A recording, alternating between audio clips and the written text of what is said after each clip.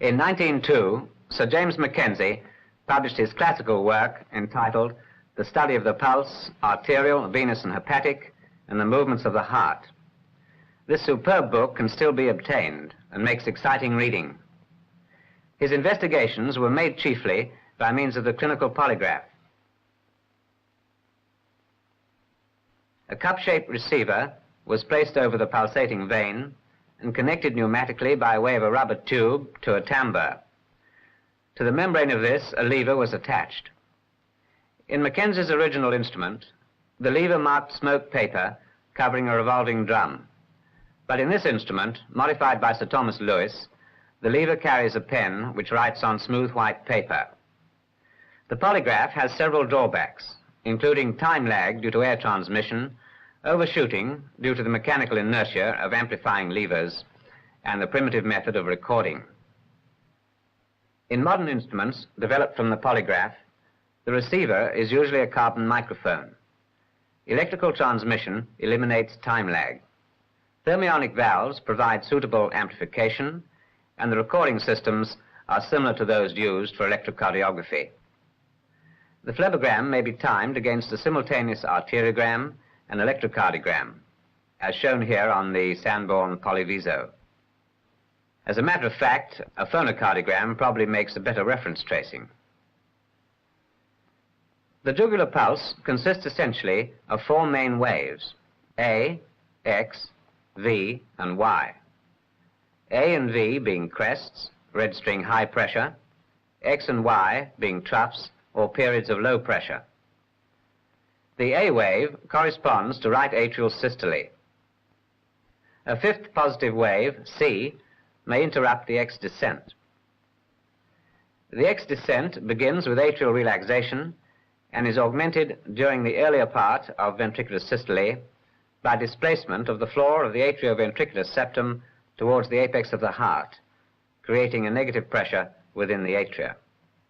The venous pressure rises later during ventricular systole to form the V wave, because at this time outflow from the atria is temporarily obstructed.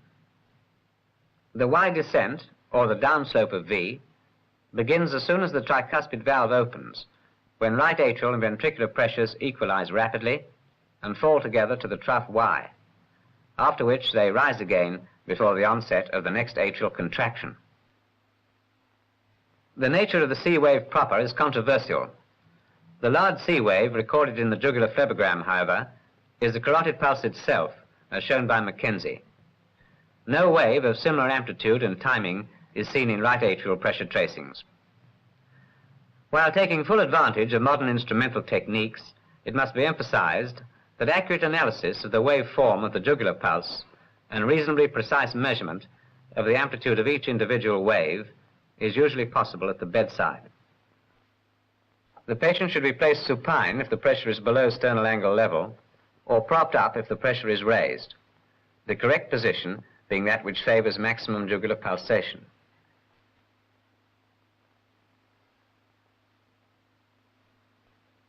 The most readily inspected pulsation is that of the internal jugular vein. With normal rhythm, there are two main waves, the A wave of atrial systole, the V wave of ventricular systole, and two troughs, X and Y, per cardiac cycle. The movement is soft, diffuse, undulant, and normally impalpable. When timed against the carotid pulse, only the first trough X appears to coincide with systole. The A wave precedes it, the V peak is appreciably later, and Y is clearly diastolic. You can see the arterial pulse here clearly by the light reflection on the red spot. The venous pressure rises on expiration and falls with inspiration, passively following the changes in intrathoracic pressure. The amplitude of all the waves increases during inspiration. Cervical venous pulsation ceases when the jugular veins are compressed at the root of the neck.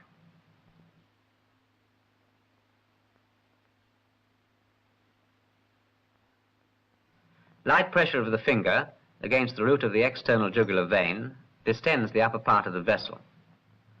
On removing the finger, the vein collapses to the level of the mean jugular venous pressure.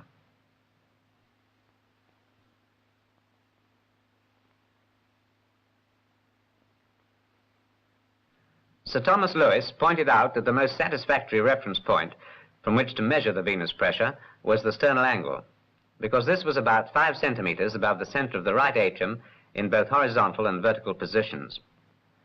With reference to the sternal angle, the venous pressure swings around a mean level of about -2 centimeters in the horizontal position, but the range is considerable.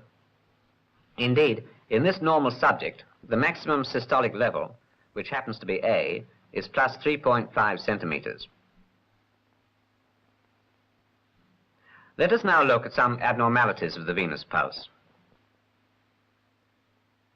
A giant A wave, abrupt and collapsing in quality, and measuring between 6 and 15 millimeters of mercury above V, is usual in tricuspid stenosis and atresia, but is equally characteristic of severe pulmonary hypertension and severe pulmonary stenosis. It is palpable and transmitted to the liver and tends to be increased by inspiration. Here is a case of mitral stenosis with severe reactive pulmonary hypertension due to a high pulmonary vascular resistance. The giant A is well seen in the right internal jugular pulse and measures about 6 centimeters above the sternal angle. On inspiration, its amplitude increases even though the mean right atrial pressure may fall.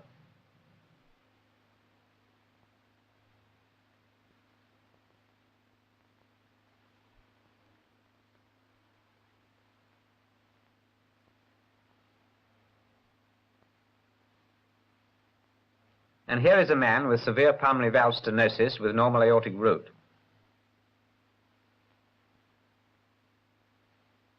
He has a conspicuous A wave. The cyanosis is due to reversed interatrial shunt, also the slight clubbing of the fingers.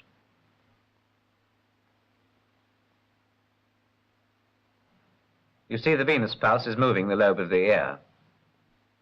That the large venous wave is presystolic can be seen by timing it against the temporal arterial pulse, which may be observed just in front of the ear. It is shown very clearly there. From this angle, the height of the A wave may be compared with the height of V, which can also be seen just there in the supraclavicular fossa. You can see V just coming up.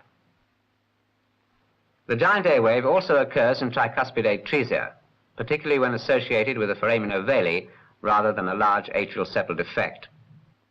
Such was the case in this cyanosed girl.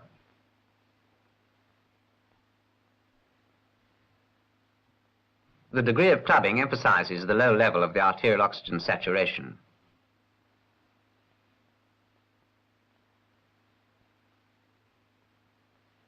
The giant A wave is well seen. Timed against the carotid pulse, it is obviously presystolic. The time relationship between the venous and arterial pulses may be analyzed by inspection in this closer view.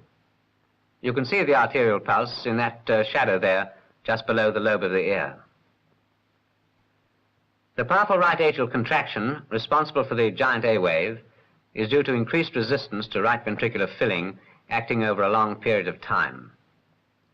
It serves to increase the contractile force of the right ventricle in accordance with Starling's law, which states that within certain limits, the force of cardiac contraction varies directly with the length of the muscle fibers at the end of diastole.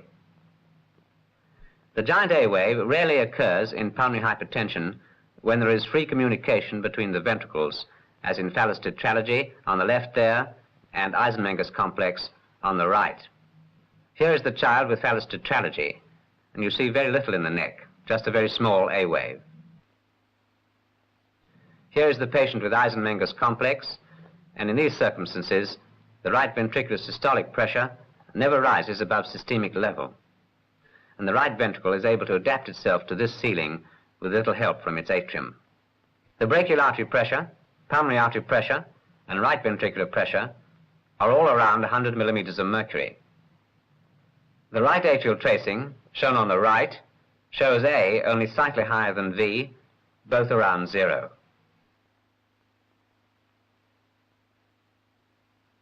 The length of the PR interval can be roughly estimated by noting the time interval between the jugular A wave and the carotid pulse.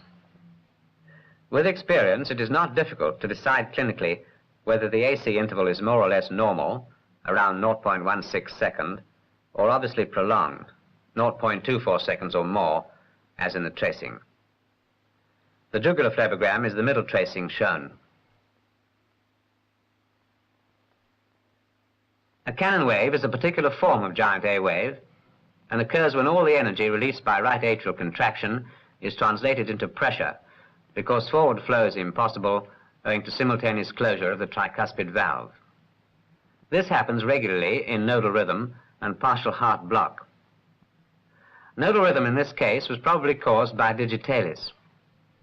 There is very marked sagging of the ST segment in lead V4 in the electrocardiogram there. Immediately following the slow arterial pulse, there is a large systolic cannon wave in the jugular pulse. This might well be mistaken for tricuspid incompetence, but the rhythm is regular, and the absence of a presystolic wave should prevent error. Independent A waves can also be seen in many cases of complete heart block. Any type of ectopic beat may cause a cannon wave if the necessary conditions are fulfilled. Regular cannon waves also occur in paroxysmal nodal tachycardia. In this boy with paroxysmal tachycardia, rapid cannon waves are conspicuous, suggesting that it is nodal in origin. In fact, it proved to be atrial, with 2-to-1 atrioventricular block, alternate atrial contractions coinciding with ventricular systole. The speed here is about 180.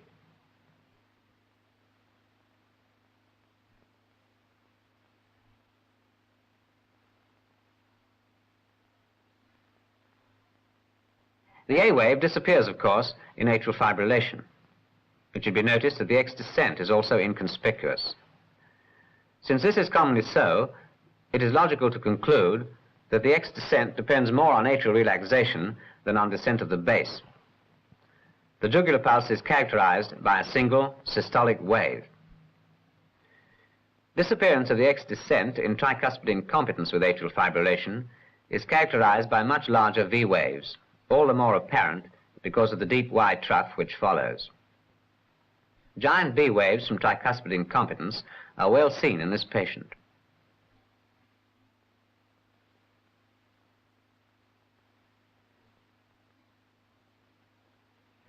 That the venous pulse is systolic can be recognized by observing its time relationship to the carotid pulse, which is lifting the pointer, and the hand is moving up with it. In this case, the venous valves have become incompetent, and the giant V wave is transmitted to the extremities. The pulsation can be seen most easily when the legs are raised to a critical height, just as posture must be used to bring out maximum venous pulsation in the neck. When there is normal rhythm in tricuspid incompetence, a small X descent is often present, but is overshadowed by the giant V.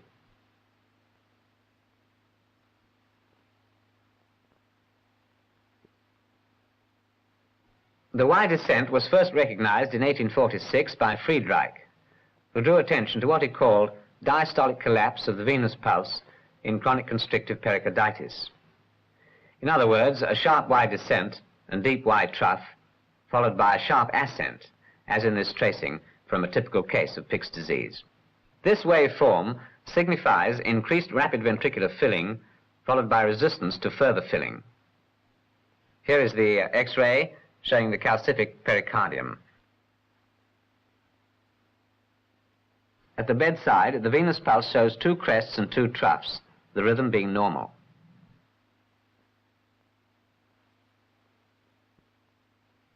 The Y descent is rapid and the Y trough conspicuous, as in all cases of Pick's disease.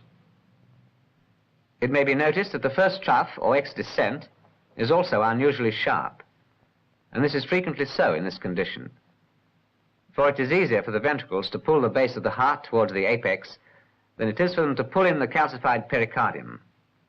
The steep Y descent and deep Y trough, though characteristic of Pick's disease, may be observed in any condition with a sufficiently high venous filling pressure, provided there is no obstruction of the tricuspid orifice.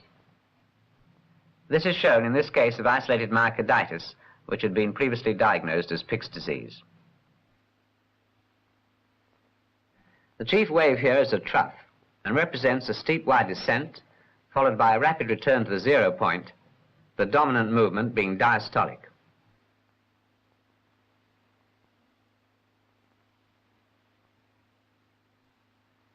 Systole may be recognized by the movement of the thumb, which has been placed over the carotid.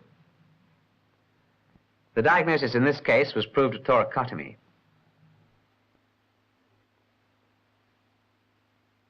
Since a rapid Y descent and deep Y trough imply rapid ventricular filling, such a waveform categorically denies tricuspid stenosis or any other obstruction at the tricuspid orifice.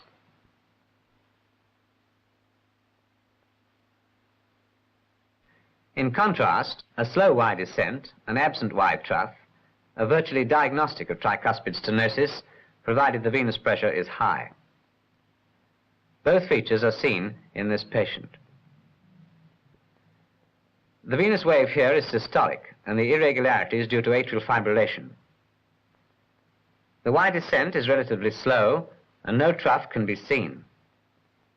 Some experience is necessary to estimate the speed of the Y descent, but the absent trough is not difficult to detect.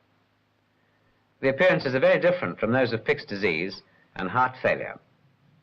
They are not incompatible with a moderate degree of tricuspid incompetence as well, but they do mean sufficient obstruction of the tricuspid orifice to prevent equalization of right atrial and right ventricular pressures throughout the major part of diastole.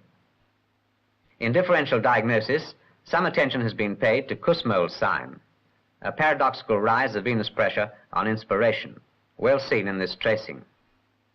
This was first recognized in Pick's disease when it was attributed to an increase of pericardial tension caused by descent of the diaphragm, and this explanation still holds good. Whilst it is agreed that Kussmaul's sign is characteristic of chronic constrictive pericarditis, it is not at all uncommon in any form of heart failure, perhaps because the descent of the diaphragm increases the tension of the pericardium when the heart is grossly distended. Here, for example, is a case of primary pulmonary hypertension.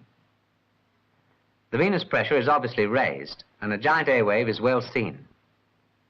On inspiration, not only is the amplitude of the A wave increased, but the venous pressure rises as a whole.